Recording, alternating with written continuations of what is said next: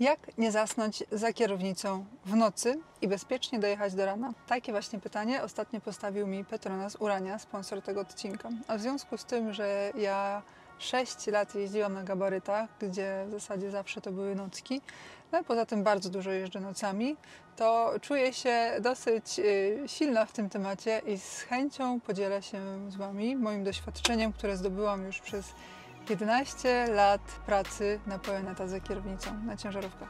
Zapraszam. Żeby nie zasypiać za kierownicą w nocy, wystarczy się wyspać wcześniej i być wypoczętym. Ciacia dobra lada radzi. Fałsz. Jak podzielić sobie jazdę w nocy? Jak wiadomo, w Europie kierowcy zawodowi mogą jechać ciągiem 4,5 godziny, później muszą się zatrzymać na 45 minut przerwy i później mogą jechać kolejne 4,5 godziny. Często jest tak, że gdy startujemy, mamy do ujechania jakieś 6-7 godzin do pierwszego rozładunku rano. Według mnie najlepiej jest sobie tak tą jazdę podzielić, tak zarządzać energią, żeby w tej pierwszej, jak to się mówi, szychcie ujechać jak najwięcej. Czyli ja dążę do tego, żeby ujechać minimum 4 godziny, 4:15 lub jeżeli wiem, że będę mieć miejsce, 4:25, tak żeby mieć po pierwsze takie poczucie, że zrobiłam kawał roboty. Po drugie, jak startujemy, mamy zazwyczaj dużo lepszą energię, dużo więcej siły, dużo więcej uwagi, tak żeby po pauzie mieć mniej. Bo po pauzie już zawsze ta energia jednak spada i później już jest trudniej dojechać. Więc im krócej po pauzie nam zostanie do jazdy, tym lepiej. Co jeszcze może pomagać utrzymywać dobre samopoczucie w nocy? To oczywiście rozmowa. Rozmowa z przyjacielem, przyjaciółką, ze znajomymi, czy też może z partnerem, żeby rozmawiać dobrze, bez wysiłku, bez nerwów i bezpiecznie. Dobra słuchawka Bluetooth. Protip? Jak pobudzić człowieka, z którym jesteśmy na telefonie, a słyszymy, że już tam się zaczyna kiepsko dziać? To jest jedna rzecz, która działa na mnie, która działa chyba na większość osób. Jest kontrowersyjna. Wkurzyć. Uderzyć w słaby punkt danego człowieka i mamy gwarancję, że jemu odejdzie wszelkie spanie. Przez wiele godzin jeszcze będzie myślał o tym. On nie zaśnie za kierownicą, on nie zaśnie. Oczywiście może generować to jakieś straty w relacjach, jakieś obrazy, no ale generalnie tak tylko mówię, tak tylko to zostawiam. On już nie zaśnie za kierownicą do rana. No i na mnie też to działa. Jeżeli się posuwamy do takich drastycznych metod, to później dobrze jest po prostu następnego dnia zadzwonić, powiedzieć, wiesz co, no przepraszam Cię za to, ale ja słyszałem przez telefon, że Ty taki nie do końca byłeś ogarnięty już za tą kierownicą i ja to zrobiłam dla Twojego dobra, ale przepraszam, nie gniewaj się. I zazwyczaj ta osoba to będzie widzieć. No ale ja wiem, to jest kontrowersyjne, ale w życiu są różne sytuacje. Czasami zasypia się za kierownicą, trzeba iść spać, ale nie ma żadnego parkingu. No właśnie, co zrobić, gdy czujemy, że musimy zjechać na parking i się przespać, ale nie ma żadnego parkingu? To się dosyć często zdarza niestety, nie? Więc co ja robię w takiej sytuacji, to w zależności od kraju, na przykład we Francji, zjadę z jakimś zjazdem z autostrady i zazwyczaj na bramkach jest gdzie się przytulić do boku, jest jakiś mały parking. W każdym kraju to jest inaczej, ale no też jest dobrze poszukać jakiejś przemysłówki na mapie, na nawigacji. To widać zazwyczaj na mapach, gdzie są przemysłówki. Na przemysłówkach raz, że zazwyczaj nie może być zakazów ciężarowych. Dwa, że często można się po prostu gdzieś tam przytulić do boku, w miarę bezpiecznie stanąć. Czasami na mniej ruchliwych autostradach można stanąć gdzieś na wylocie z parkingu, tak jakby na rozpędzie, jeżeli jest miejsce. Nie na zjeździe, bo tam jeszcze auta, które zjeżdżają, mają prędkości i kierowcy, którzy zjeżdżają, mogą być już właśnie w takim stanie, że nie będą dobrze oceniać, tylko właśnie dopiero na wylocie, bo samochody, które wyjeżdżają z parkingu, dopiero się rozpędzają i tam będą raczej wszystko widzieć. Wiadomo, że to nie jest w 100% bezpieczne, ale takie jest życie. Takie jest życie. Wszyscy byśmy chcieli, żeby było dużo parkingów, ale ich nie ma i trzeba sobie radzić w jak najbardziej bezpieczny możliwy sposób. Jak rozpoznać, że zasypiamy za kierownicą? Ja, gdy byłam młodziutkim kierowcą, nie byłam w stanie sobie wyobrazić, jak to jest możliwe, że można zasnąć za kierownicą. Zazwyczaj zasypianie za kierownicą polega na tym, że nie ogarniamy tego, nie zdajemy sobie sprawy z tego, że nie reagujemy na to, co widzimy. Uproszczając, widzimy, że autostrada hamuje, a my dalej jedziemy. To już jest znak, że zasypiamy za kierownicą. Ja mam taki jeden sposób, żeby sprawdzić, jak dobrze jeszcze przetwarzam informacje. Jak siedzę za kierownicą i jadę sobie, mam przed sobą, załóżmy, ciężarówkę, zrobię sobie jakąś większą odległość, patrzę się na tą ciężarówkę i ruszam sobie głową szybko na lewo i na prawo. I jeżeli ta ciężarówka stoi prosto i w sensie jedzie dalej cały czas, no to jest wszystko ze mną ok. Dalej przetwarzam informacje, jestem w 100% trzeźwa. Ale jeżeli ja tak ruszam kierownicą i ta ciężarówka razem się z tą moją głową przewraca jakby, to już jest dla mnie sygnał, ok, coś trzeba zrobić. Co trzeba zrobić? Co na mnie najlepiej działa, to zatrzymać się, na przykład zrobić tankowanie, ale generalnie to jest po pierwsze wyjść z ciężarówki, po drugie zrobić jakąś czynność, która będzie wymagać myślenia. Co można zrobić? Można obejść zestaw, można pozaglądać do środka i zobaczyć, czy wszystko jest ok. Można się schylić i popatrzeć, czy z kołami jest wszystko ok.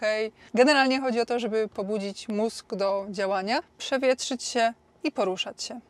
Co też dobrze działa na rozbudzenie, to gdy się okazuje, że wjechaliśmy gdzieś do centrum miasta pod zakaz i mamy teraz problem, jak stamtąd wyjechać i wydostać się z tarapatów. Tego Wam nie życzę. Lepiej po prostu obserwujcie siebie i swoją świadomość i swoje ciało i na bieżąco po prostu reagujcie. A jak reagować? Zazwyczaj je się słodycze na pobudzenie. Czy słodycze są dobre? Oczywiście, że są dobre, ale przynajmniej na mnie tak to działa, że po słodyczach jest taki skok energetyczny, a później jest zjazd i później się tylko chce spać. Więc słodycze, podobnie jak muzykę, zostawiam na sam koniec. Jeżeli zacznę noc za kierownicą od słodkiego posiłku, czy też zacznę na samym początku jeść batoniki, to później całą noc będę musiała jeść te słodycze, żeby tylko cały czas, wiecie, co mam spadek, to wtedy znowu coś słodkiego i znowu coś słodkiego. I to jest po prostu taki roller coaster, który wcale nie pomaga na koniec dnia, czyli nocy.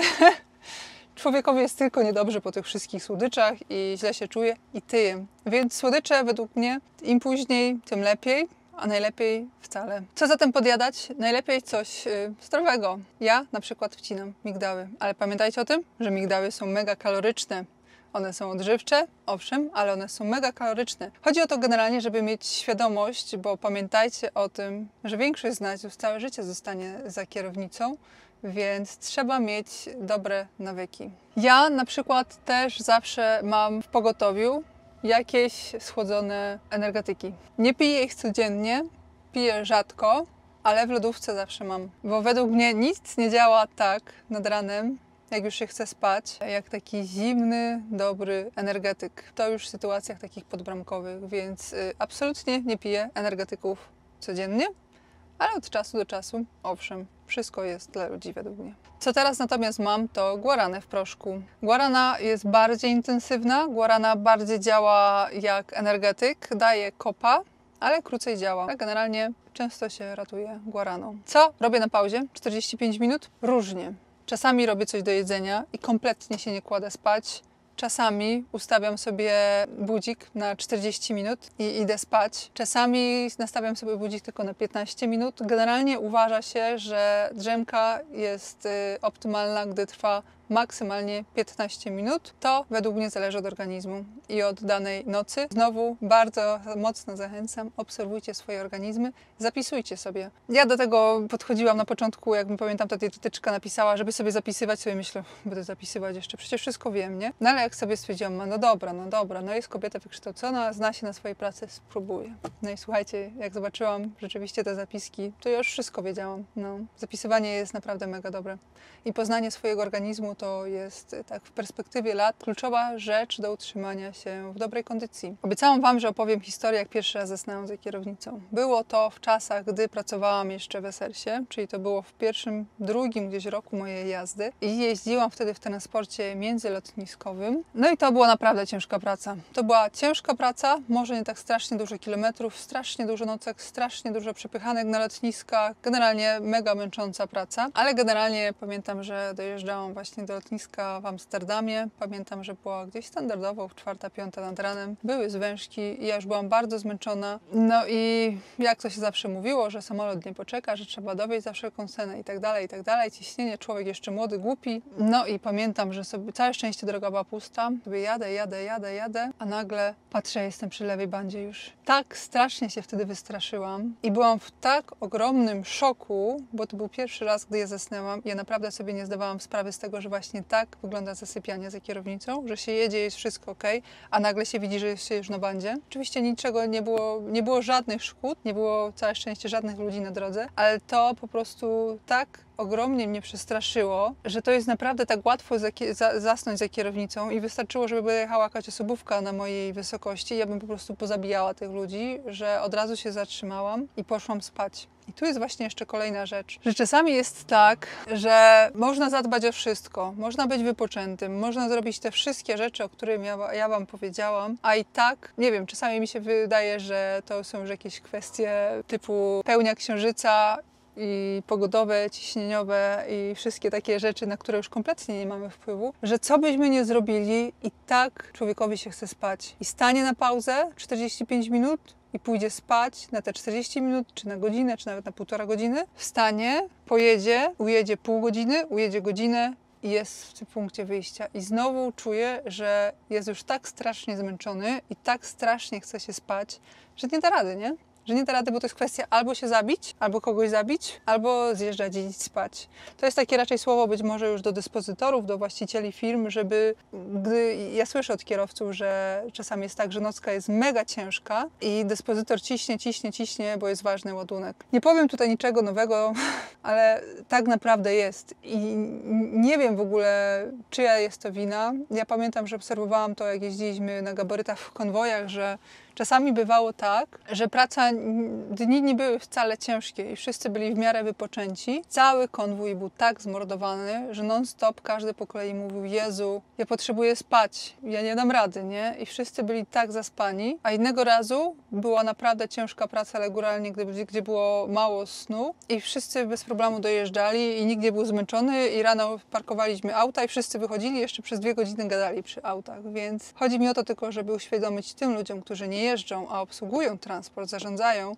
że czasami się po prostu nic nie da zrobić. I w takich wypadkach kierowca naprawdę dosłownie walczy o życie i nie wolno go cisnąć, nie wolno go pchać do tego, żeby jechał za wszelką cenę. A dla osób, które nie są kierowcami zawodowymi, ale raz na jakiś czas zdarza im się jakaś dłuższa trasa, sporadycznie, chciałabym wrzucić tylko taką jedną małą radę. Mianowicie traktujcie tą jazdę, ten czas, który spędzacie za kierownicą, jak swoją własną pracę. Więc jeżeli planujecie trasę dłuższą, to potraktujcie ją na równi z pracą, którą normalnie wykonujecie. Jeżeli pracujecie normalnie w ciągu dnia, no to będzie Wam dużo łatwiej dojechać do celu w tych godzinach, w których organizm jest przyzwyczajony do pracy, do wysiłku. Jeżeli nigdy nie pracujecie nocą, jeżeli noce zawsze spędzacie w łóżku śpiąc, to nie jest do końca najlepsze rozwiązanie, żeby planować sobie jazdę nocną. To może być naprawdę mega niebezpieczne, ale to już by było tyle w tym odcinku.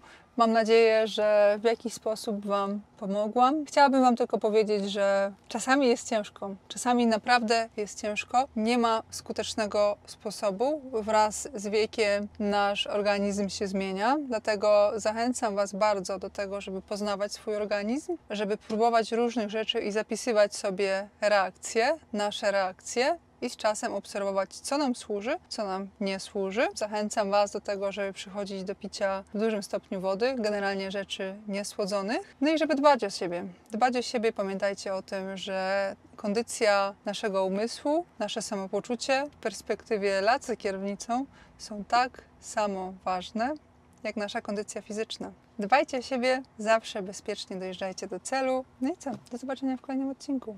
Trzymajcie się.